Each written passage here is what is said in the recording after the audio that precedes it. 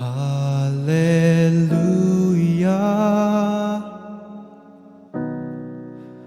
hallelujah,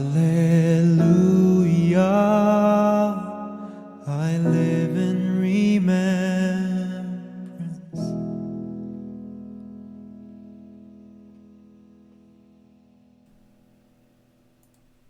Magandang araw po mga minamahal na mga kapatid. Ito po ang inyong lingkod, si Pastor Ruel Camia po mula po dito sa Winnipeg, Manitoba, Canada para po sa ating pag-aaral ng salita ng Diyos ngayon pong umaga.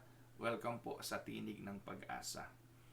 Mga minamahal na mga kapatid, ang inyo pong lingkod ay nagpapaabot ng akin pong taus-pusong pakikiramay sa buong sambahayan po ng ating si Kuya Boyet Sanchez.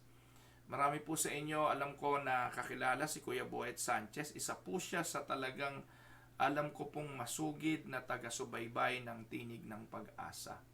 Siya po ay sumapiling na ng ating Panginoon dahil po sa sakit na kidney failure. Sana po ay isama nating lahat sa ating mga pagdulog sa Panginoon ang kanyang kabiyak, ang kanyang buong sambahayan.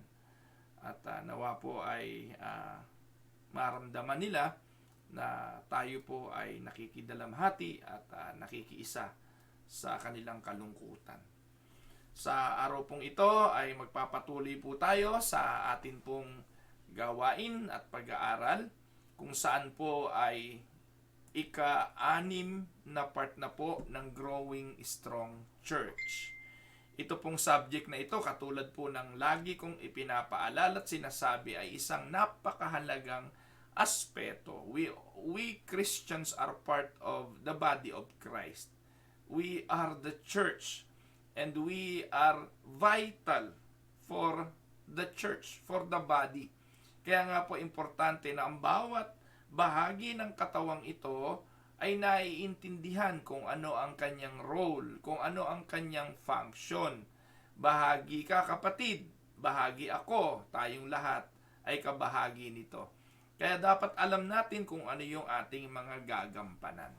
May mga aspetong kailangan upang ang iglesia ay lumago. May mga pangangailangan at palatandaan ng isang iglesyang lumalago. At natalakay ko na po ito sa 5 part na po ng atin pong series na ito. Sa umaga pong ito ay atin na pong tatapusin ang pag-aaral na ito at bukas po ay magpapanibagong subject na naman tayo ng ating pag-aaral. Kaya kung bago lang po kayo sa ating channel na ito sa Tinig ng Pag-asa, ay pakiusap ko na balikan nyo po yung ilang mga part para lubusan po nating maintindihan. Kasi nga po, series po ito.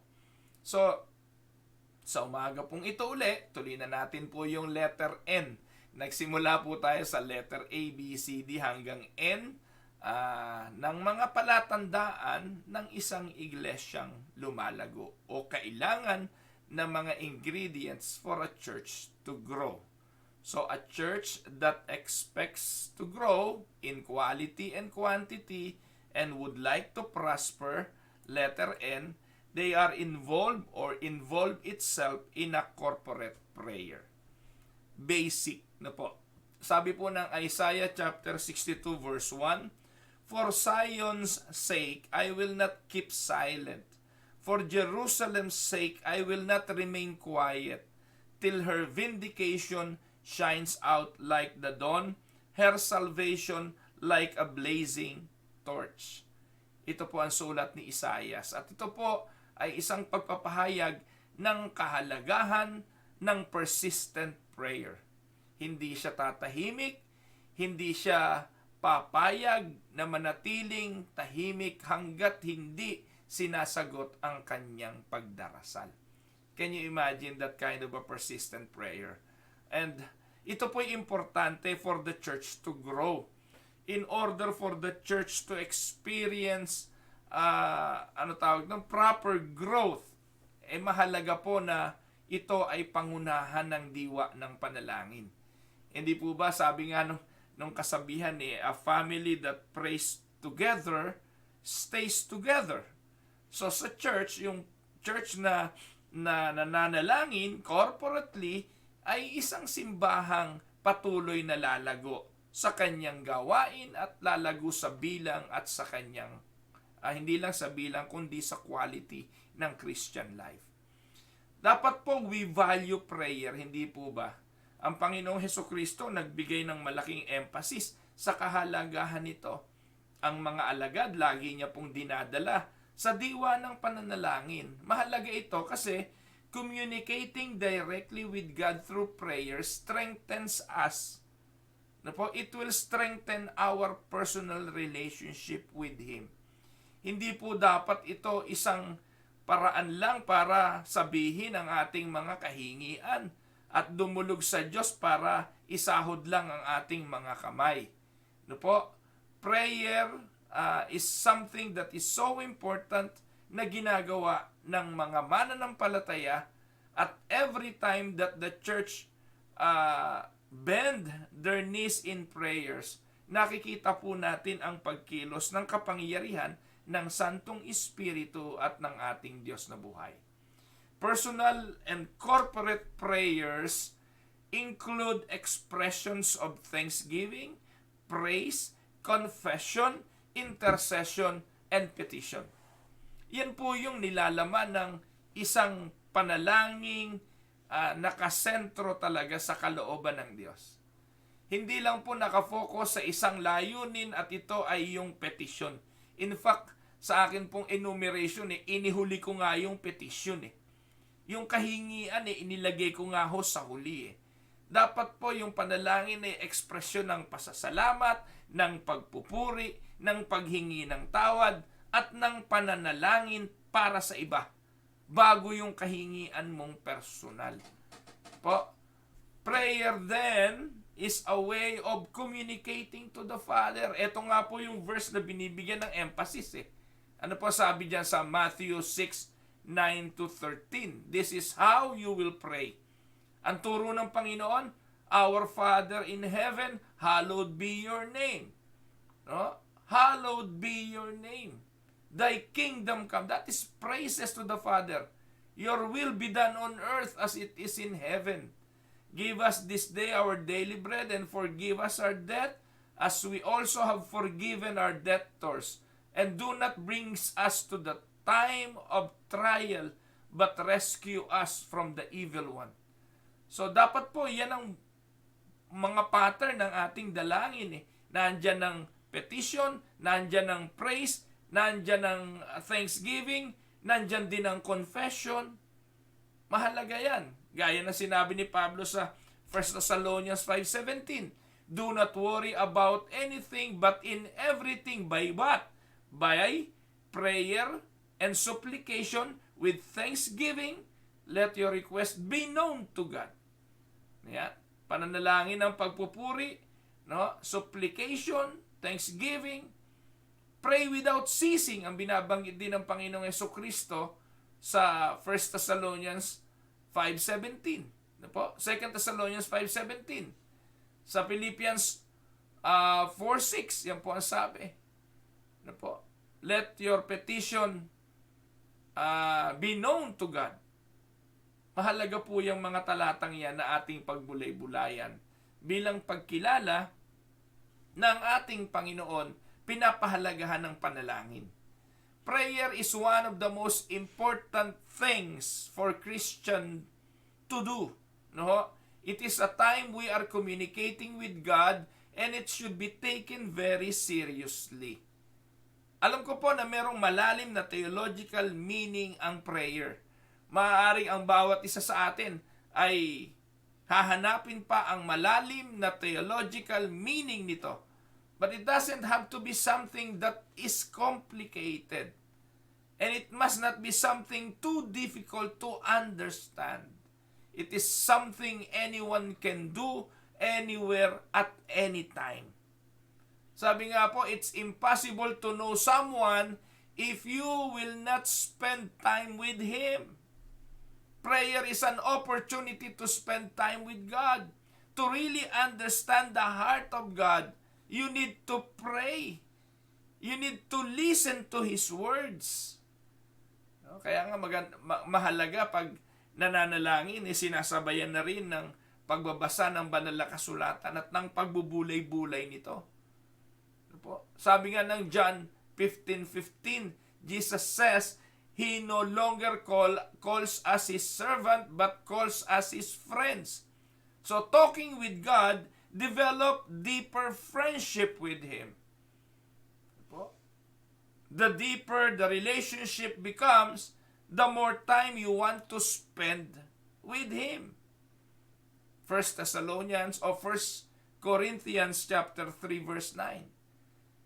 God calls us not only friends, but He calls us His fellow worker. How can we be His fellow worker if we refuse to talk with Him or to talk to Him? Imagine mo, katiwala ka. Imagine mo, fellow worker ka. Imagine mo, kaibigan ka. Imagine mo, first love ka. Tapos hindi ka nakikipag-usap. How can the church grow if the church is not a praying church? Naniniwala rin po ako sa katotohanan, mga kapatid, na prayer not only changes things, prayer changes us. Naniniwala po ako na ito yung mahalaga sa diwa ng panalangin. Kasi we are always have a struggle. Dito sa mundong ito, may struggle po dito. At ang struggle ay ano? Ang sundin ng ating kagustuhan, ang lust of the flesh, ang kagustuhan ng pita ng laman o ang kagustuhan ng Diyos. Mga kapatid, mas malakas pa ba tayo sa ating Panginoong Hesukristo? Be honest, kung personal po tayo magtatanong sa ating mga sarili, mas malakas pa ho ba tayo kaysa sa ating Panginoong Hesus? Pastor Ruel, ba't mo naman naitanong yan? Kasi po ang Panginoong Hesus, He knows the struggles. He knows that the way to the cross was difficult. Kaya nung malapit na po siya doon, sa hardin ng Gethsemane, nanalangin siya. At ano ang sabi niya sa kanyang mga alagad? Manalangin kayo upang huwag kayong madaig ng tukso. At ang laman ng panalangin ng Panginoong Hesukristo sa hardin ng Gethsemane, kung ikay medyo matagal-tagal ng Kristiyano, alam mo kung ano laman nun. Ito po'y pakikipagniig sa Ama at sinasabi ng Panginoong Hesus kung maaari lang. That is the struggle. Yung flesh, yung flesh will always desire to bail out, will always desire to not experience the difficulty. That is the human nature. Wala pong gusto na mapahamak, wala pong gustong masaktan, wala pong gustong magluksa, wala pong gustong magutom, walang gustong mauhaw, wala pong gustong makaranas ng sakit o mamatay. Lalo na po kung maayos naman ang buhay mo, hindi po ba? Kung nasa katinuan naman ng isipan mo, you will not do anything harmful to you.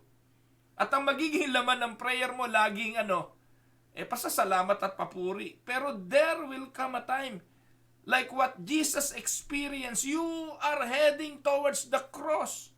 That is your destiny. Ano po ang panalangin ng Panginoon? Father, may this cup pass before me. Natatandaan niyo po, mga kapatid, noong ang mga alagad, yung dalawa, si James and John, lumapit sa Panginoon. Sabi, sana ako upo sa kanan mo. Sabi naman, yung isa, yung nanay pala ng mga anak ni Zebedeo. Sabi ng babae ng mga anak ni Zebedeo, pagdating mo sa kaharian mo, sana yung isang anak ko sa kanan, yung isang anak ko sa kaliwa. Doon mo sila paupuin. Paano sabi ng Panginoon sa kanila, kaya nyo ba na inumin ang saro na aking iinumin? You know what that meant? Ano pong ibig sabihin nun? Tinatanong ng Panginoon, kaya nyo bang inumin yung aking saro? That was the cup that Christ is mentioning to these two apostles. That is the pathway towards the cross. It means death to Him. Pero ano sabi ng Panginoong Hesukristo? Kasi sabi ng dalawa, kaya po namin. At ano sabi ng Panginoong Hesukristo? Alam ko, kaya nyo na talagang inumin ang aking saro. Alam ng Panginoon na may struggle yon, mahirap yon. Alam ng Panginoon Jesus na mahirap daanan yon. Pero nangyari naman po yun, hindi lang kay James and John, kundi sa lahat ng mga apostol. Malupit po yung kanilang mga kamatayan, katulad ng kamatayan ng ating Panginoon. Pero ang sabi ng Panginoon, yung umupo sa kanan at umupo sa kaliwa ay hindi ako magpapasyan yan. Po, alam niyo po mga kapatid, gusto pong ipakita sa atin ng pag-aaral na ito na ang pananalangin hindi lang sa panahon ng mga kahingian, hindi lang sa mga panahon ng mga bagay na meron kang gusto, kundi sa lahat ng pagkakataon ng buhay. Jesus in His most difficult moment, lumapit po siya sa Ama at ang sabi niya, "May this cup pass before me, but not my will, but your will be done." We often think prayer changes God, and this simply isn't the case. Madalas po tayo, we come to God asking God to change His will, asking God to change His plan. Pero mga kapatid, dapat po nating makita na ang pananalangin at ang paglapit sa Kanya, ang layunin dapat tayo ang baguhin. We need to put in our minds that prayer is not changing the minds of God, but changing us. At mangyayari lang ito mga kapatid when we spend time with Him.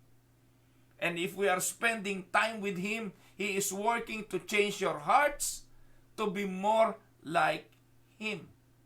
And the more we spend time with Him, the more we are like Him. Mababago po nito ang ating habits, ang ating lifestyle.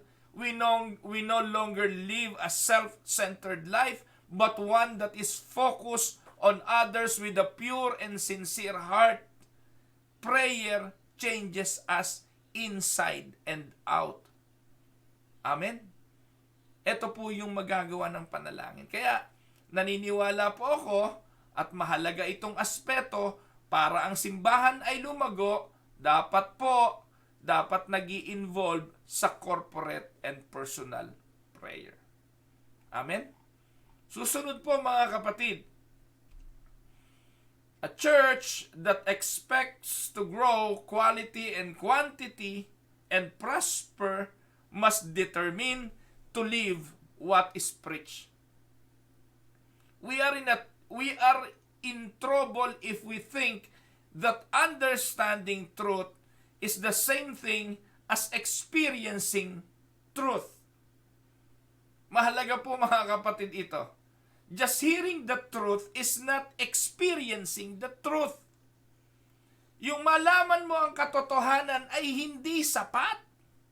Sapagkat naniniwala ako, yung nakakaalam ng katotohanan, ipamumuhay ang katotohanan. Yun po yung pananampalataya, hindi lang head knowledge. Kapag ikay nananampalataya, hindi lang mo pinaniniwalaan ito kung hindi ipinamumuhay mo ang pananampalataya. You need to determine to live what is preached. At ang simbahang lumalago kung ano yung doktrina, kung ano yung pinaniniwalaan, kung ano yung kanilang isinesermon at ipinapangaral, ipinamumuhay. Kapag hindi nagbalanse ang sinasabi at ang ginagawa, malaki ang problema ng tao. Ganon din ang simbahan. Kapag hindi nababalanse ang sinasabi sa sinasagawa ng simbahan, di lumalabas lang na puro kabulaanan. Kaya mga kapatid, alam niyo po yung paglitaw ng mga kanta ngayon na puro self-centeredness ang dating, yung mga awiting nakasentro sa kanilang mga feelings, damdamin, ang laki po ng kaibahan mga kapatid ng mga himno sa mga bagong kanta ngayon. Napakalayo ng diferensya ng mga himnaryo, yung mga awiting himno sa mga awit ngayon. Ngayon po puro ang mga awit na ginagawa ngayon at mga kinakanta ngayon sa mga pananambahan, puro mga awiting pansarili. Na para bang napaka-powerful nila na sila ay makagagawa ng paraang baguhin ang kalooban ng Diyos sa pamamagitan ng kanilang pagpupuri at pagpaparangal daw sa Diyos. Pero most of the time, pinalalabas lang ng mga sinungaling tayo sa ating mga pag-awit. Mga kapatid, tingnan po ninyo, obserbahan po ninyo yung mga lyrics ng mga awitin, no? Yung mga kantang naghahandog ng kanilang mga buhay sa Diyos na parang totoong totoo.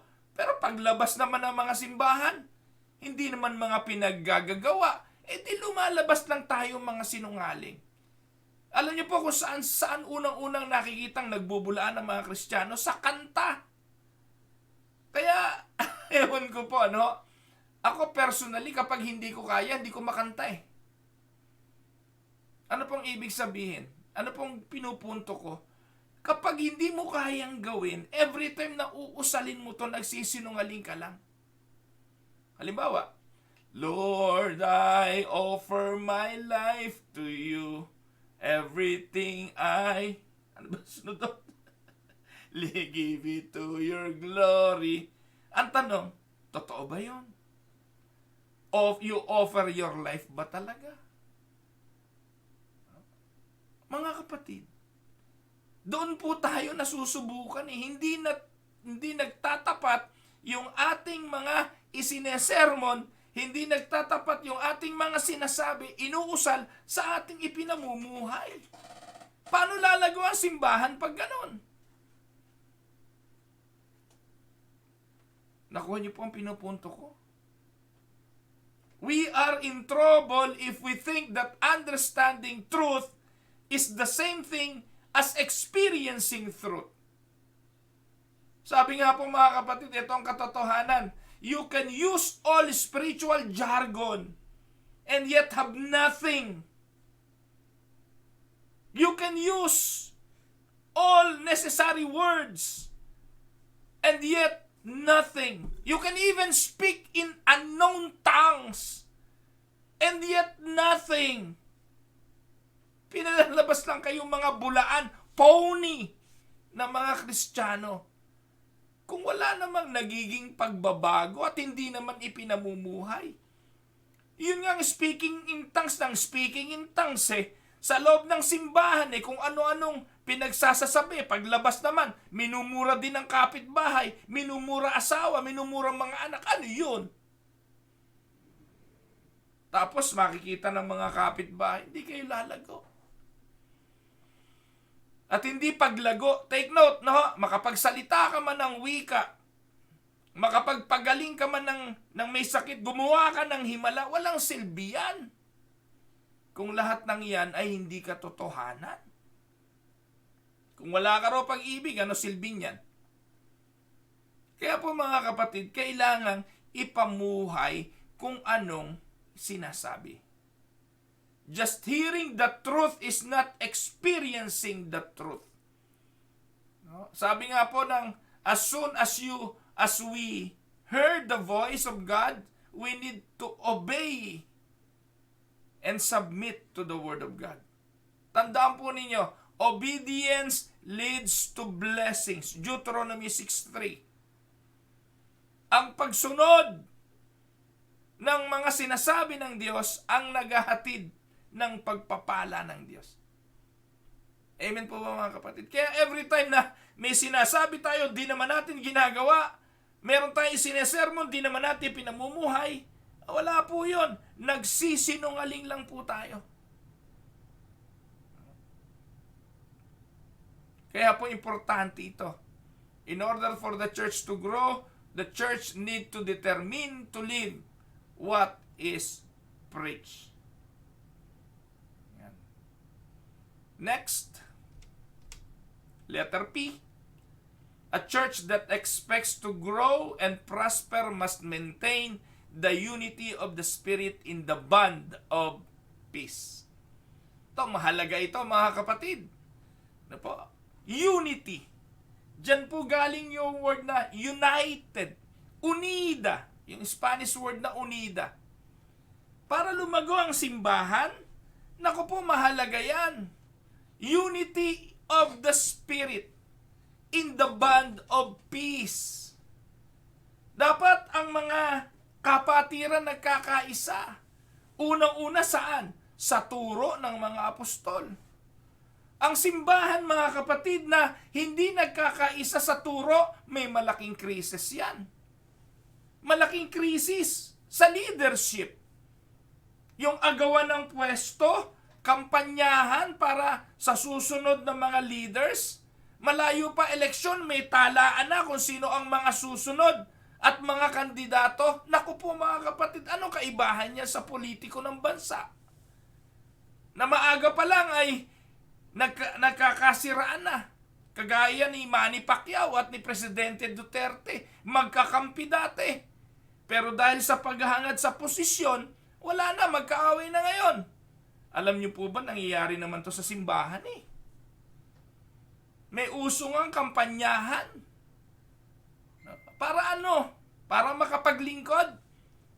Kaya ba nangangampanya? Dahil gustong-gustong maglingkod. O Panginoon, gustong-gusto kitang paglingkuran. Panginoon, ikaw po yung gusto ko na sundin sa buhay ko. At ako po ay gagawa ng pagsunod.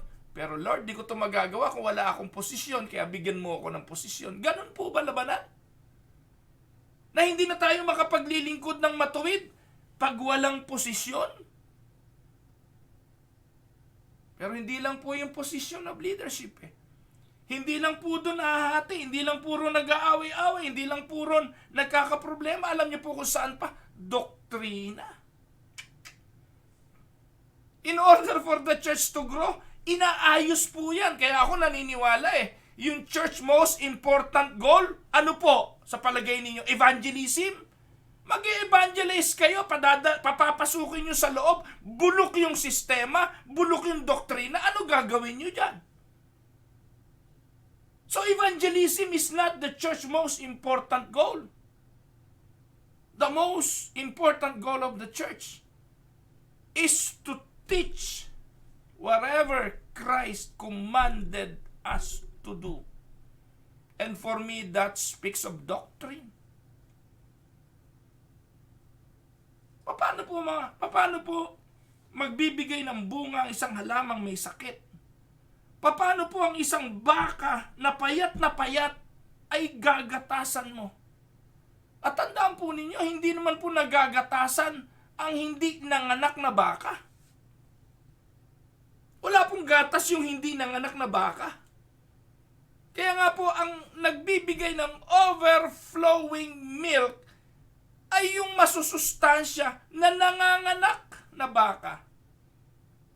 Nakita na ba kayo ng kalabaw na hindi pa nanganganak, ginagatasan na? Wala nun. Kambing na hindi nanganganak, ginagatasan. Tupa? Ginagatasan ba tupa? Ewan ko po. Wala akong knowledge. Pero ang point ko po rito, kailangan magkaroon ng kaisahan sa turo. Nakakalungkot yung mga kulto. Mabuti pa yung mga kulto. Alam ng mga kulto yung kanilang mga pinaninindigan.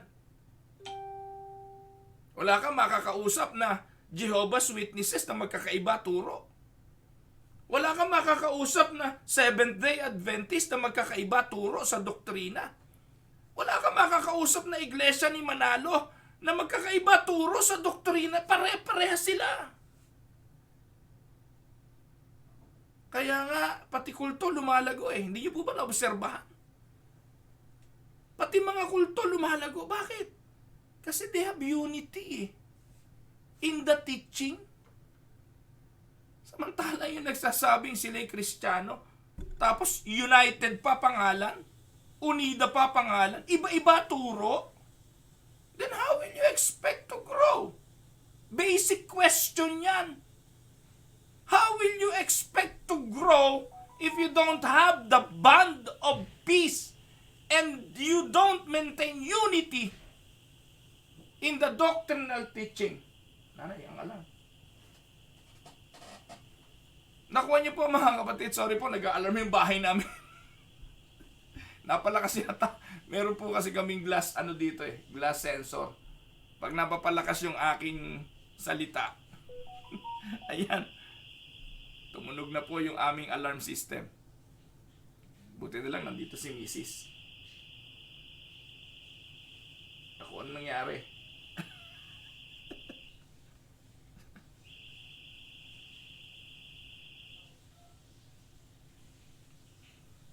Sandali lang po mga kapatid, hindi mapatay.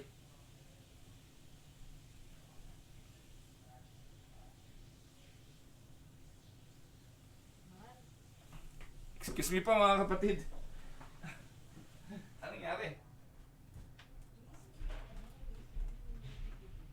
Ba't binuksan mo yan? Hello?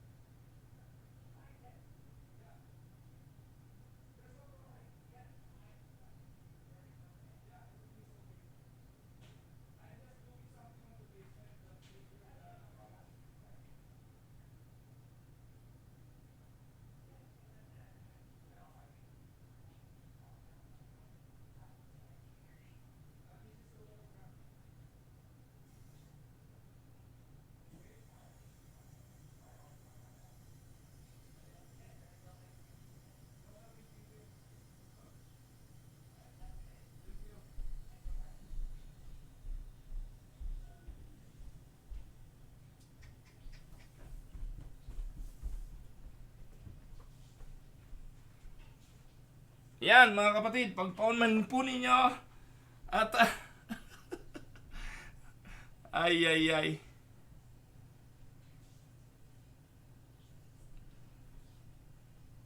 Ang nangyari po ay nag-alarm yung amin pong bahay. Para pong akala po ay nabasag yung salamin. Ganyan po kasama yung boses ko mga kapatid. Kapag ako po ay nagsalita mataginting, pati po yung aming break glass sensor, ang akala may nabasag na baso. So ngayon naniniwala na po kayo. Sana ba ako? Naku po, nalimutan ko na kung saan ako umalis. So ganun pa man, ayan po, maintaining the unity of the Spirit in the bond of peace. Naniniwala po ako mga kapatid na unity is the key to visitation and growth. Amen? Unity is the key to growth. Kapag hindi nagkakaisa, wala po yan. Wala pong growth na mangyayari. Iba-iba interpretasyon ng doktrina. Kaligtasan lang magkakaiba. Diba? Salvation lang magkaiba. Ano ba una? Regeneration or faith? Or faith or regeneration? Doon pa lang hindi magkatalo. Samantalang ang lino naman na sinasabi ng banal na kasulatan. No? You are depraved. You are in a spirit of inability. Paano ka mananampalataya if you're dead? Pero ipinagpipilitan na nauna pa na ng palataya bago yung regeneration. Naku po mga kapatid, habang buhay na tayong maghihiwalay pag ganon. Kaya hindi ko po pwedeng tindigan yon. Hindi na po ako pwedeng maniwala doon sa ganon. Kaya ang mangyayari, aalis ako doon. Dahil hindi pwedeng magsama ang tubig at langis. Ang tubig at langis, pagsamahin mo sa isang garapon, kalugin mo ng kalugin, hihiwalay at hihiwalay yan. Kaya we cannot just be together and fellowship together for the sake of being together. No. Hanggat hindi tayo nagkakaisa sa isang bagay, hindi tayo pwedeng magsama. Nakuha niyo po? Ngayon, paano kayo lalago kung kayo kontrahan ng kontrahan? Pwede ba yon? Magsasalita yung isa rito. Pagtalikod, magsasalita yung isa rito. Magkaiba sinasabi. Pwede ba yon? Yung mga leaders ng church, magkakaiba ang sinasabi. Hindi po lalago. Kahit na umabot pa uli ng 100 taon, the church will not grow. Alam niyo po ba mga kapatid yung Acts 1:14? Acts 2 verse 1? Unity was the atmosphere of that day. That was the moment of the Pentecost. That was the time of the Pentecost. They are in the band of unity. Ilan lang sila? 120 nga lang yun eh. They are in unity, in the spirit of prayer. And the Holy Spirit came to them. At ano po ang nangyari? Binigyan sila ng kapangyarihan dahil sa kanilang pagkakaisa. Isang sermon lang. 3,000 na born again. Ano ang una? Sermon ba muna bago unity? Sermon ba muna bago prayer? Sermon ba muna bago pagtuturo ng doctrine? No. Or rather, evangelism ba muna bago doctrine? Evangelism ba muna bago pag-aaral? Evangelism ba muna bago prayer? Evangelism ba muna bago unity? No. Evangelism is a product of prayers, unity, knowledge of doctrine. Yun po ang ginawa ng unang mga alagad. Unity was the essence of the prayer of the Lord Jesus Christ. Nang nanalangin ng Panginoon sa John 17, ano sabi niya? Ama, nais ko na sila'y maging isa. Bakit? Iiwanan niya ang mga alagad kung hindi ito nagkakaisa. Ano mangyayari? At ano yung sinasabing pagkakaisa na yon?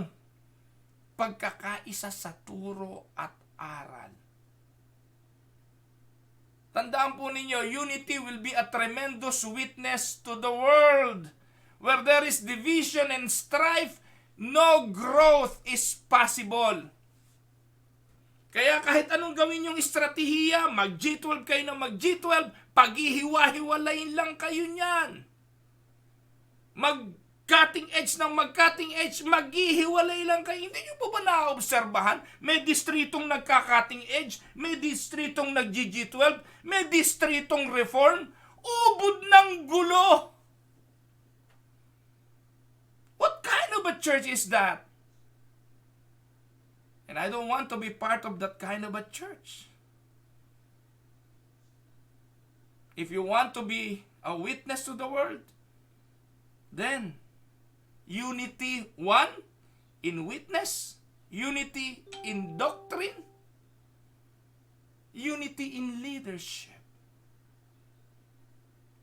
At ang sabi po ng Psalms 133, Matthew 18:19, unity is an atmosphere that God has promised to bless.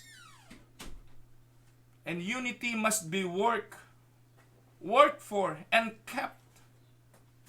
Kasi ito lang po yung magbibigay ng stability sapagkat ang simbahan ay maraming kaaway. The church has many enemies.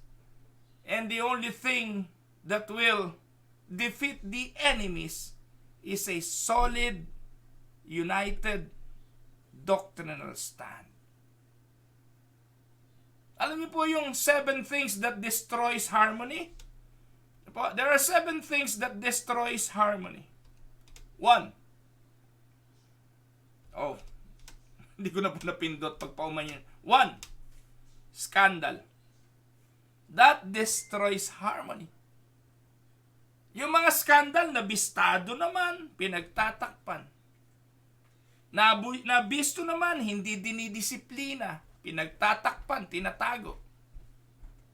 Hindi naman pwedeng maitago. Ano pa? Backbiting. Yung ang bait-bait sa harapan, hindi makabasag pinggan. Kunwari, mga tahimik, hindi nagsisikibo. Pag sa talikuran, doon nananaksak. Backbiting. Paninirang puri o slandering. Yung bulungan, chismisan. Ano po? Yung po tinatawag na whispering. Ano pa ho? Gossip. Discord. Tale-bearing. At kung ano-ano pa. Po. Yan po, 7 things which destroys harmony.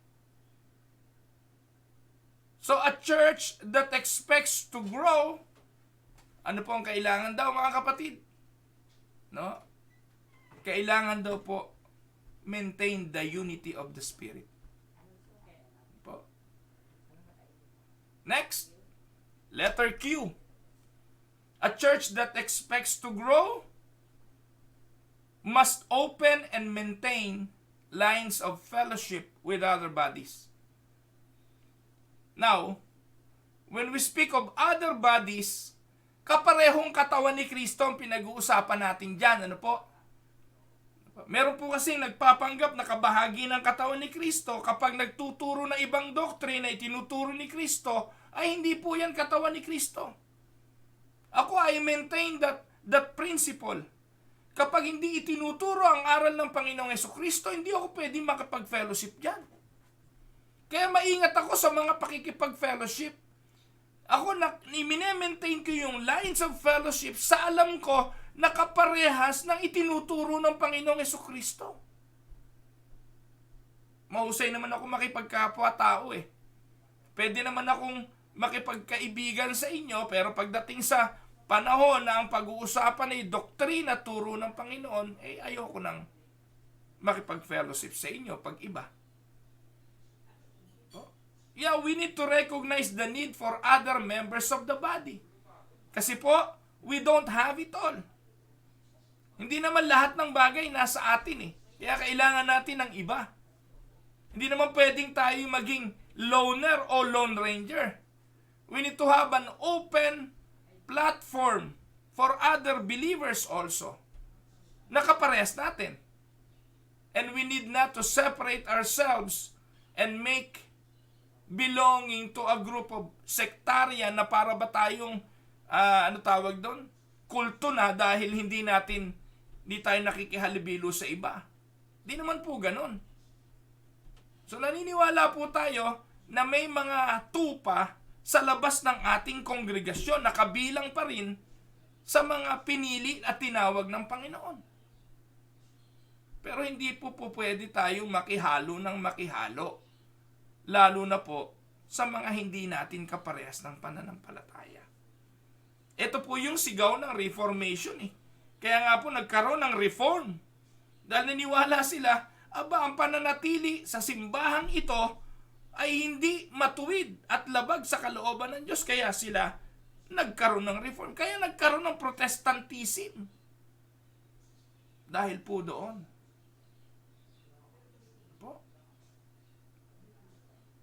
Next, letter R. At panghuli na po ito. A church that expects to grow must involve itself in evangelistic outreaches. Nilagay ko po ito sa huli. Hindi po dahil huli yan sa listahan ng prioridad. Hindi. Inilagay ko lang po yan dyan dahil iyan ay gusto kong pagtuunan ng pansin na in order to grow, mahalaga rin yan. Pero hindi po yan ang most important goal. Bakit po mga kapatid? Ang most important goal ng mga pastor, bago mo gawin yung bagay na yan, ay ang alagaan ang mga tupa. Nang tinanong, uulitin ko po ito, binanggit ko na to kahapon. Nang tinanong ng Panginoong Hesukristo si Pedro kung mahal niya ang Panginoon, ang sagot ni Peter, "Yes, Lord, I love you, Lord. Then, feed my sheep." Naniniwala po ako sa katagang ito ng Panginoon. Inuutusan niya si Pedro na gawin mo, Pedro, ang pinakamahalagang bagay. At ito ay ang pakainin ng aking mga tupa. Take care of my sheep. 3 taon, 3 beses, binanggit ito ng Panginoon kay Peter. Na ang desire ng Panginoon hamunin si Pedro sa pangunahing pangangailangan ng pag-aalaga ng tupa. Ang mga pastor ngayon, wala na. Puro na lang church growth, nasa sakripisyo ang pagtuturot, pag-aalaga sa mga tupa. Paano ba pag-aalaga sa mga tupa? Ito po, 2 klase rin ito eh. Yung pag-aalaga sa tupa, hindi po nurturing parati ang pinag-uusapan dyan. Kasi we can be a nurturing parents to the point na ninonurture pa ho natin adult na. Ano pong ibig kong sabihin? Sino po ba ang nag-aalaga? Di po ba mga magulang? Ano po ba ang inaalagaan, ang inaaruga? Di po ba yung ating mga sanggol? Pero habang lumalaki po yan, kasama sa nurturing, ang pagbibigay ng responsibility. At tandaan po ninyo, kung gusto nyo po ng paglago, hayaan yung mag-mature ang mga tupa, and eventually that sheep will lead to an evangelistic outreach in time. Kasi hindi mo naman magagawa lahat yan, pastor. ikaw na pastor, ikaw pa evangelist. No. Ang gagawin mo, tuturuan mo ang mga tupa sa pamamagitan ng pagpapalakas, pagpapakain, pag-aalaga sa kanila. And eventually, they will evangelize. Amen? Every Church of Christ has a responsibility for mission. There is that which scatters and yet increases. Sabi po ng Proverbs 11:24-25, there is one who scatters, yet increases more. And there is one who withholds more than is right, but it leads to poverty. The generous soul will be made rich, and he who waters will also be watered himself. We need to venture also and be involved in evangelistic outreach, church planting. Yung mga world outreach, mahalaga yan. But then, mangyayari lang yan kung ang simbahan ay malusog. Kung ang simbahan ay malago. And I would like to tell you this, pag sinabing malagong simbahan, quantitatively and qualitatively ang usapan. So, I don't know, kung naunawaan ninyo, humingi po akong pahumanhin, ang dami pong nangyari. Tumunog ang alarm. Alam niyo po, masama pakiramdam ko hanggang ngayon, no? Dahil po doon sa COVID vaccination namin kahapon. Pagtayo ko po kaninang umaga, masakit ang ulo ko, pero gusto ko na pong tapusin itong subject na ito ngayon. At magsisimula na po tayo ng bagong subject tomorrow.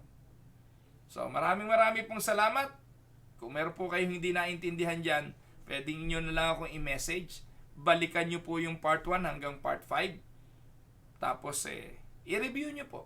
Maganda po pag-aralan nyo ito sa simbahan Hamuni yung pastor nyo. Pastor, araw-araw, isang video ni Pastor Well pakinggan natin. Para mapag-aralan natin yung mga prinsipyong tinuturo niya tungkol sa church growth. At maniwala po kayo sa akin, mga kapatid. Lahat ng mga prinsipyong kailangan na yan para tayo lumago, i-practice lang. Hindi pwedeng hindi lalago ang simbahan. Saglit po tayong tumungo at tayo po ay manalangin. Ama naming makapangyarihan, marami pong salamat sa iyo. Salamat po sa iyong patuloy na pagtuturo sa amin. Salamat po sa pagpapaalala ng iyong mga salita. Amin pong sinasamo na patuloy mo kaming turuan, patuloy mo po kaming samahan sa mga ministeryong ipinagkatiwala mo sa amin. Sa amin pong mga sarili, wala naman po kami magagawa. Kaya lang po namin nagagawa ito ay dahil sa karunungan at kalakasan mo. Dalahin ko po ang aking mga kapatid, Panginoon, lalo na po ang tahanan at pamilya ni Kuya Boyet Sanchez sa kanilang kalungkutan at pagluluksa. Tinataas ko po sa iyo na ang probisyon, kaaliwan at kapayapaan ang patuloy po nilang maranasan. Ganon din po, dinadalahin ko sa iyo ang amin pong si Kakang Lole na ngayon po ay nasa hospital. Ang aking pong dalangin, Panginoon, ay ang kaaliwan at kalakasan. Patuloy mo po siyang pagpalain at ibalik mo po ang kanyang kalakasan upang makasama pa po namin siya. Dinadalangin po namin, Panginoon, ang tatay ng kapatid na Laila Lontok. Patuloy po na kalakasan din ang ipagkaloob mo sa kanya at huwag mo po siyang pababayaan. Nawa po maging ang pagbalik ni Ate Laila dito sa Canada ay ikaw po ang siyang mag-ingat. Dinadalangin din namin si kapatid na Meryl Cornejo para po sa kanyang mga naisin sa kanyang karir at sa pagtatrabaho. Dinadalangin din namin ang kanyang nanay at nawa po ay maging maayos yung paa ng nanay niya na kamakailan ay na-aksidente sa pagkahulog. Ganon din po ang kanyang tatay. Dinadalangin din po namin na nawa ay makaranas ng kalusugan. I am also praying for Tita Tessie, Tita Myra, and Tito Eme. Patuloy mo pong pagpalain at samahan ang kanilang mga kalusugan ang mga apo ni Tita May at kanyang mga anak sa Pilipinas, pati na po si Kuya Nick, ay pagpalain mo po, Panginoon. Dinadalahin ko rin ang pag-iingat nawa na ipagkaloob mo kay Ate Ading at kay Kuya Dante Hinido sa kanilang paglalakbay ngayong araw na ito. Samo din namin ang pagpapagaling mo sa sakit na nararamdaman ni Ate Nita sa kanyang paa, ang patuloy po na pag-iingat at kagalingan mo sa nanay ni Ate Ruby Pakinggan, ganon din po ang kanyang mga pamangkin. Dinadalangin din po namin, Panginoon, si Ate Lesty Tamundong at ang kanyang buong sambahayan, si Kuya Kiko, ganon din po si Lay Presa at si Emong, dinadalangin po namin sa iyo. Naniniwala po ako, Panginoon, na may mga kapatid ako na dumadaan din sa mga pagsubok ng buhay, hindi man namin alam at banggit ang kanilang mga pangalan. Alam ko po na alam mo ito, Panginoon, at ikaw ang sagot na alam naming magkakaloob ng hiling nila ayon sa iyong mabuting kalooban. Dinadalahin ko po ang mga kapatid na nakikinig sa tinig ng pag-asa, patuloy mo po silang kalingain. Ito po ang aming dalangin sa matamis na pangalan ng aming Panginoong Hesus. Amen and amen. Magandang araw po mga kapatid. Pasensya na po kayo ho. Talaga hong hindi natin inaasahan yung mga pangyayaring ganon katulad nung pagtunog ng alarm system. Magandang araw Ate Yoli Dipol, ganon din po kay Ate Lorna Limuaco mula sa Australia, Ate Yoli Kerubin, Kuya Boyet Kerubin, pagpalain kayo ng Panginoon. Kapatid na Leticia Barbosa, magandang araw po. Kuya M.A. at Tita Mildred, pagpalain kayo ng Panginoon. Ganon din po kay Ate LV at Kuya Dol Paredes. Ate LV, pagaling po kayo. Patuloy po kayong kasama sa aming prayer. Si Nanay Belen at si Tatay Jerry Olaes, pagpalain po kayo ng Panginoon. Kay Ate Agi Victa, magandang araw po. Ate Nene Enriquez, Ate Cora Dolor, Ate Evelyn Cameros, magandang araw po sa inyo. Ganun din po kay Ate Mirna Sapitan, magandang araw po. Ayan, magandang araw po sa inyo lahat. Sabi po ni Ate Yoli, di po ba si Apostol Pablo ay na-regenerate muna bago siya nanampalataya? Tama po kayo. Good morning po mga kapatid. Kay Ayi Advincula at kay kapatid na Eric Advincula, magandang araw po. Kay Kumaring Ami Santos, kay Oswald Luarca, kay Ate Marilyn Silang, magandang araw po. Kapatid na Lani Tulagan, magandang araw po. Kapatid na Sally Macabales, magandang araw sa inyo mga kapatid. Kuya Eric Maines, Pastor Darrell Paredes, Ate Paz de la Cruz, magandang araw po. Kuya Cesar Silang, magandang araw po Kuya Cesar. Pagpalain po kayo ng Panginoon. Ate Gina De Castro, magandang araw po sa inyo. Ate Ellie Fernandez, salamat po sa inyong patuloy na panonood. Nanay Carolina Bukiran, kay Lay Presa, kay Pete Paloma, yung cutting edges at G12 na hindi approve ng UNIDA, ginawa nila, pero yung approve na sistema ng UNIDA, ang US2CG, hindi man lang dinevelop, halos nakatenga lang. O, ayan po. Ewan ko kung ano masasabi nyo dyan. Kapatid na Merly Toledo, magandang araw po sa inyo. Sabi ni Kuya Cesar Silang, salamat sa paglilinaw na katuruan. Salamat po sa inyo. Tita Myra Libertino, magandang araw po. At mga kapatid natin sa Aristocrat. Kapatid na Alvin at Virgie Darapisa, magandang araw sa inyo mga kapatid. Ate Ellen at Kuya Monching Gonzales, Ate Elsa de la Marter, kumusta ka na kapatid? Nawa ay patuloy kang palakasin ng Panginoon at ang pagpapala ng Panginoon ang sumaiyo.